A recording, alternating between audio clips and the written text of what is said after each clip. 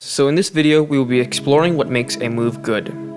Obviously, beauty's in the eye of the beholder, so there is no objective way to evaluate how good a move is. But there are a few key elements that either consciously or subconsciously determine whether a cardist or layperson likes a particular move. We can't tell you exactly which elements to consider and how important each element is relative to another, as that ultimately depends on you. But what we can do is introduce some of these key elements. Once you decide which elements a good move should consist, you can view these elements as objectives to achieve and optimize for while creating. Our good friend Matt Beaudouin refers to this system as the evaluating function and explores it further in his book Exploded Process.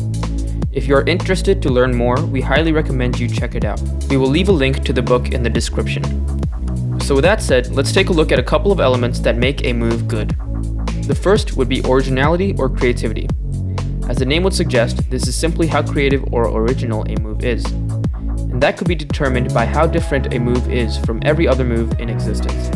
Naturally, this would mean that an experienced cardist that has seen more moves will be better at recognizing creative moves, as they have a wider pool of moves to compare with.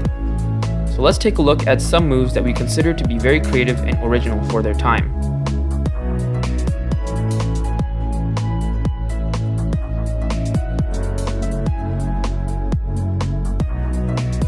Next would be flow.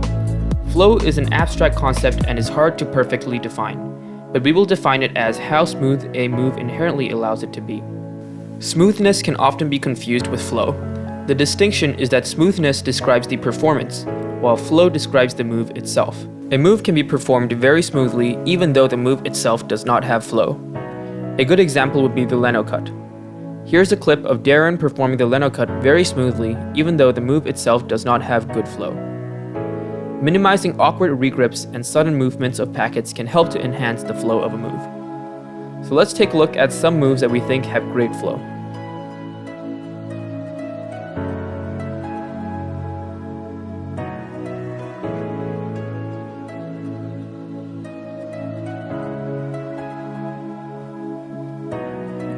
Next would be technical difficulty. Technical difficulty simply describes how hard a move is to perform. Here are some of the most technically difficult moves we know of.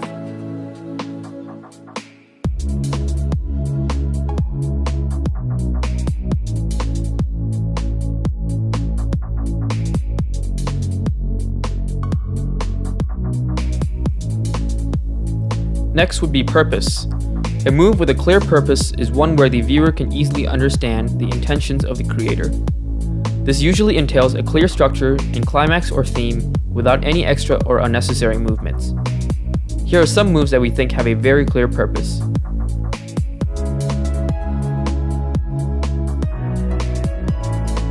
Finally, we have visual impact. A move with high visual impact is one that is superficially attractive and does not require a lot of knowledge and experience in cardistry to be appreciated. Here are what we think are some of the most visually impactful moves.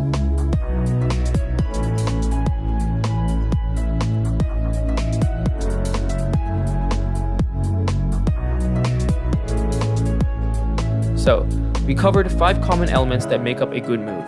There are, of course, many more, such as how comfy a move is, how surprising a move is, and how easily the move can be applied in combos, just to name a few. We will leave these smaller preferences for you to explore yourself. Now that you have an understanding of what makes a move good, we will begin to discuss the actual process of creating a move in our next tutorial.